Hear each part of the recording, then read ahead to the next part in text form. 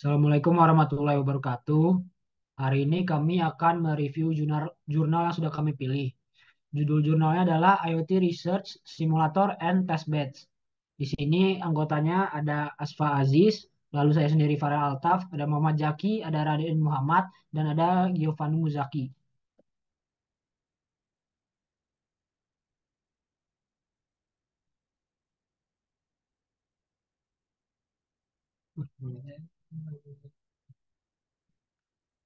Untuk yang pertama ada pendahuluan dan latar belakang. Jadi judul yang kami ambil di sini adalah Internet of Things atau IoT Research Simulators and Testbed. Penulisnya sendiri ada Maxim Chernyshев, Zubair Bek, Ola Dayobelo, and Sherali Zedali. Jurnal dan tanggal publikasinya, nama jurnalnya yaitu IEE Internet of Things Journal Volume 5 nomor 3 dan dipublikasi pada Juni 2018. Konteks penelitian yaitu jurnal ini membahas tentang perkembangan teknologi Internet of Things atau IoT dan pentingnya penelitian dalam bidang ini. Lalu yang kedua ada tujuan tinjauan. Tujuannya adalah menganalisis dan mensintesis penelitian terkini tentang tentang implementasi IoT dalam berbagai bidang, mengidentifikasi tren, tantangan, dan peluang dalam bidang ini. Ruang lingkupnya sendiri, tinjauan ini mencakup aplikasi IoT dalam berbagai bidang, termasuk industri, transportasi, dan kesehatan. Selanjutnya akan dijelaskan oleh teman saya. Ya, jadi di sini saya akan menjelaskan untuk metodologi dari paper ini ya. Jadi dia strategi pencarian yang digunakan itu dia menggunakan basis data IEEE Explore, Link, ECM, dan Elsevier dengan kata kunci IoT, testbed, dan simulator. Nah, untuk kriteria inklusi dan eksklusinya, yaitu studi yang fokus pada simulator dan testbed IoT skala besar, eksperimental, dan pembuktian konsep. Untuk ekstraksi data, eh, maaf untuk ekstraksi data, eh, jadi mengumpulkan datanya itu tentang fitur, cakupan, dan keterbatasan simulator dan testbed. Nah, untuk cara penilaian kualitasnya, jadi dia itu tingginya dinilai berdasarkan relevansi, skalabilitas, dan hasil eksperimen. Oke. Yang selanjutnya adalah hasil. Yang pertama adalah ringkasan temuan. Tidak ada simulator yang mencakup semua lapisan IoT. DPW SIM fokus pada protokol tertentu. iFogSim pada fog dan cloud. FIT IoT Lab untuk pengujian skala besar. Yang kedua adalah sintetis data. iFogSim kuat dalam komputasi fog, tetapi lemah pada protokol. Smart Standard unggul dalam aplikasi kota pintar. Oke, selanjutnya akan dilanjutkan teman saya. Oke, selanjutnya bagian diskusi, yaitu yang pertama, interpretasi hasil. Tabel 2 menyajikan beberapa tujuan penelitian IoT yang umum dan menonjol, dan beberapa hasil terkaitnya hingga saat ini. Hasil ini menghasilkan solusi yang mengatasi beberapa tantangan yang seharusnya menghambat keberhasilan operasi dan kemajuan paradigma IoT sekarang dan di masa mendatang.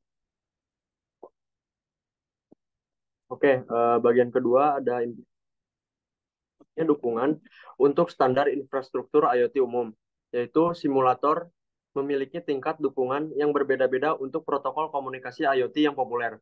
Misalnya, simulator jaringan yang sangat populer seperti Omnet++ masih belum menyediakan implementasi bawaan standar IEEE 802.15.4. Yang kedua, kurangnya dukungan untuk simulasi layanan end-to-end, yaitu simulator seperti DPWSIM dan iFogSim bertujuan untuk memodelkan interaksi di seluruh lapisan arsitektur IoT.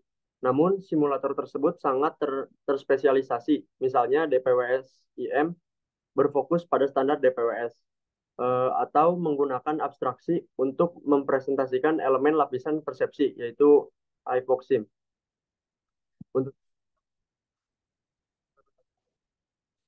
dari perspektif layanan IoT menyeluruh, Model holistik perlu mencakup berbagai elemen yang sangat beragam, seperti node sensor dengan atau tanpa kemampuan komputasi kabut, representasi pusat data, edge, dan cloud, serta aktivitas penyimpanan dan pemrosesan data seperti penambangan data dan model pemrograman data dengan dukungan penyimpanan relatif dan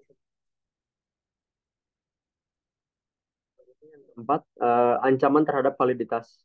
Mengingat heterogenitas tinggi alat simulasi dan paradigma pemodelan yang mendasarinya, tidak mengherankan melihat adanya variasi signifikan antara hasil simulasi dan evaluasi kehidupan nyata, seperti yang dilaporkan.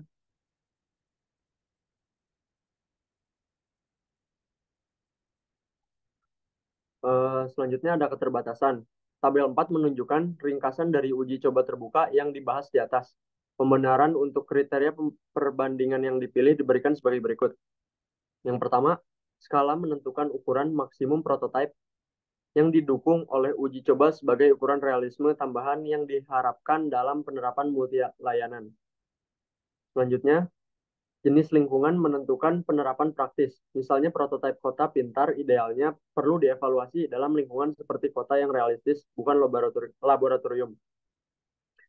Selanjutnya, heterogenitas, node, dan protokol komunikasi.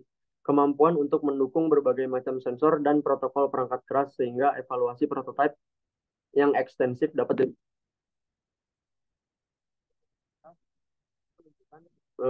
dukungan untuk salah satu fitur penting penerapan IoT. Selanjutnya, konferensi.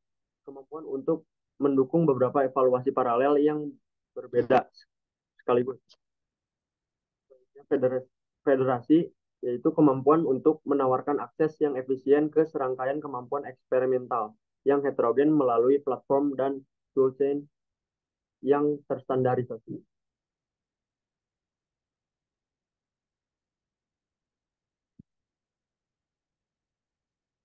Lalu kasus penggunaan utama ini menunjukkan tingkat spesialisasi tempat pengujian diimplementasikan dalam berbagai lingkungan yang berbeda dan bertujuan untuk mendukung berbagai kasus penggunaan. Keterbatasan spesialisasi tempat pengujian dapat dikurangi melalui federalisasi, yaitu menghubungkan tempat pengujian dengan cakupan yang berbeda menggunakan antarmuka standar untuk dapat memanfaatkan serangkaian kemampuan gabungan secara terpisah.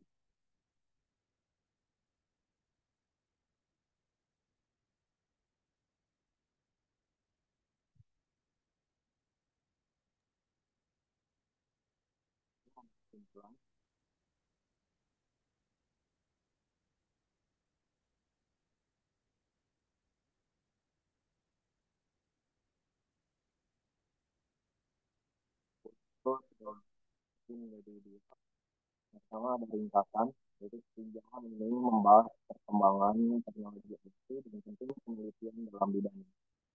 Menulis menganalisis dan mengsintesis penelitian sebelumnya tentang implementasi IT di berbagai bidang, mengidentifikasikan tantangan dan peluang dalam bidangnya. Hasil penelitian menunjukkan bahwa tidak ada simulasi tunggal yang sangat komprehensif mencakup semua lapisan IT. Dan simulator yang ada memiliki keterbatasan dalam hal dukungan protokol dan stabilitas. Karena hal itu, penelitian masa depan harus pengembangan simulator dan yang lebih komprehensif dan skalable. Lalu yang kedua adalah rekomendasi. Rekomendasi itu ada maksudnya pengembangan simulator dan sistem yang lebih komprehensif dan skalable untuk mendukung berbagai lapisan IT dan protokol.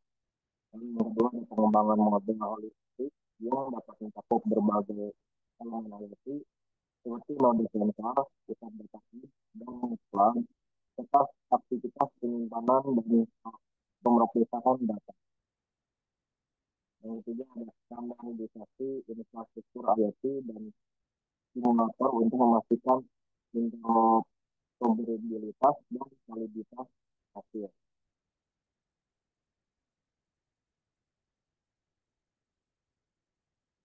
Yang ketiga ada evaluasi kritis.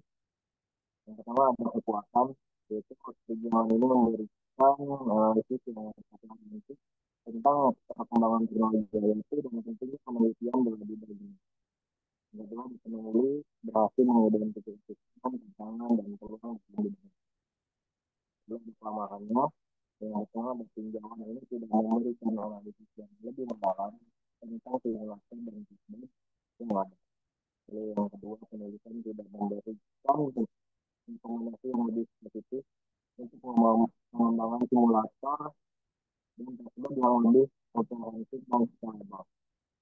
Ini terakhir ada wawasan pribadi. Yang pertama, ada tinjauan ini menunjukkan bahwa pengembangan teknologi ini masih dalam tahap awal dan memerlukan penelitian yang lebih lanjut untuk mengatasi tantangan yang ada. Lalu yang kedua, pengembangan simulator dan teknik yang lebih komprehensif dan scalable sangat penting untuk mendukung. Ini sekian dari kelompok kami, apakah